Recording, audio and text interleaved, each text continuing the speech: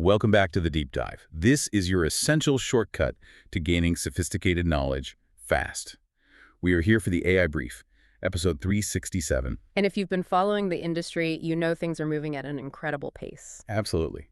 Today, we are looking right at the biggest fault lines in the AI world. We're talking about the geopolitics of hardware and a huge financial reality check that's starting to happen. That's right. Our mission today is really to focus on where the power actually sits in the global AI supply chain. And just as importantly, what the most conservative players in finance, the debt investors, are telling us about this boom. So we're going to dive into the critical role of ASML, the skepticism we're seeing in the AI debt market, and some really key hardware shifts toward inference. And we'll also cover new legislation out of Taiwan and then wrap up with a lightning round of trending tools that you can use right now. Okay, let's get into it immediately, starting with geopolitics. Because you can't talk about advanced AI without talking about one specific European giant, ASML. A company in the Netherlands that is, well, right at the center of the US-China tech conflict. And its role is just so often understated. It really is. I mean, it's not just a big company. It is the foundational piece for making the most advanced chips on the planet. Its whole dominance is built on these extreme ultraviolet lithography machines. EUV, right? Yeah. And for anyone not familiar, lithography is basically like the printing process for circuits onto silicon wafers. Exactly, and the extreme part is key. These machines use a wavelength of light that is so incredibly short, it lets you print circuit features that are just a few nanometers wide. And that's what makes the new AI accelerator chips possible. It's the only thing that makes them possible. Without one of these machines, which cost a staggering 340 million euros each. 340 million. Yeah, and they're incredibly scarce. Without them, you simply cannot produce the high-end chips you need for next-gen AI. And that concentration of power, that's what makes them such a huge geopolitical choke point. I mean, we're talking a market cap of 355 billion euros. Yeah. Right, but the real story isn't the money, it's the unique technology. This technological choke point, it means that access to top-tier AI is now fundamentally a matter of national strategy. Not just market competition anymore. Not at all. We see it playing out constantly with U.S. export controls, Chinese countermeasures, and ASML is always caught right in the middle. So for a business leader or a strategist listening to this, the takeaway is pretty clear, isn't it? It is. Your future AI strategy might hinge less on your budget and more on how these global tensions decide who even gets access to these few irreplaceable tools. The fate of global AI, basically sitting in a factory in the Netherlands. Pretty much. Okay, that sets the scene perfectly. But let's pivot from geopolitics to the financial markets, because this is where we're seeing a major reality check. Yes. Despite all the hype and the billions being invested, the debt market is flashing some serious warning signs. And this is so important because debt investors think very differently from venture capitalists. Completely different. VCs are chasing that 10-year exponential growth. Debt investors, they just want to get paid back with interest. They prioritize predictable returns. So when AI companies are being forced to pay really high interest rates on the money they borrow, that's a signal. It's a huge signal. It means the cost of failure is being priced in higher than ever. It shows this deep, quiet skepticism about the long-term viability of a lot of these new AI businesses. They're asking, can you turn all this compute cost into actual guaranteed revenue? And how quickly? We're seeing real indicators of this risk aversion. The cost of credit default swaps, for example, is going up. There's basically like an insurance policy against a company not paying back its loans. Exactly. So if that insurance gets more expensive, it means the market thinks these companies are a riskier bet. We saw it with recent debt financing for firms like Applied Digital, where their bond prices just tumbled. The financial reality is hitting that infrastructure layer. So what's the domino effect here? If these financing costs keep rising, what happens to the broader AI infrastructure? Well, this could be the sand in the gears of the whole data center build-out. Higher borrowing costs can mean delays in construction for these huge, power-hungry centers. Which in turn could reduce demand for AI computing power. And potentially lead to defaults on the very debt that was used to finance all that growth in the first place.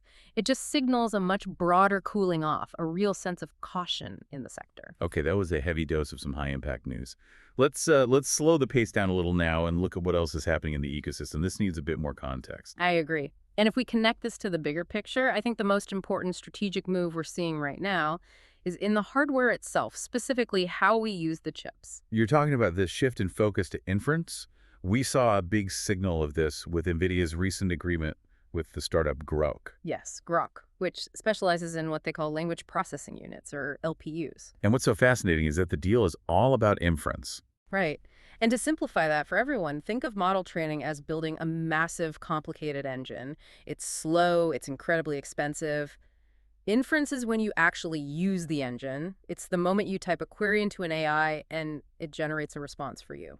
So we're moving from a science project mindset, this high-cost training phase, to a pure business mindset. A cost per query business. The goal becomes making the model as fast and as dirt cheap as possible for millions of users. Hardware giants are basically admitting that while training gets the headlines, the real, sustained money is in optimizing the running of these models. Precisely. And technology like Grok's LPU is challenging the GPU's dominance, but specifically in this high volume, low latency environment. It's a really significant evolution in the hardware landscape that every AI company needs to be planning for. Speaking of control and planning, let's look at regulation. If ASML controls the tools, Taiwan is looking to control the governance over the chips that are made. It's a really smart move. Taiwan's legislative yuan just officially passed its Artificial Intelligence Fundamental Act. And this is more than just a piece of paper, isn't it? Oh, absolutely. It's a proactive step to create a legal foundation for AI development that is explicitly designed to leverage their dominant position in semiconductors. They know they have the industrial power to set the terms of engagement on a global scale. The Act is built around 7 core principles.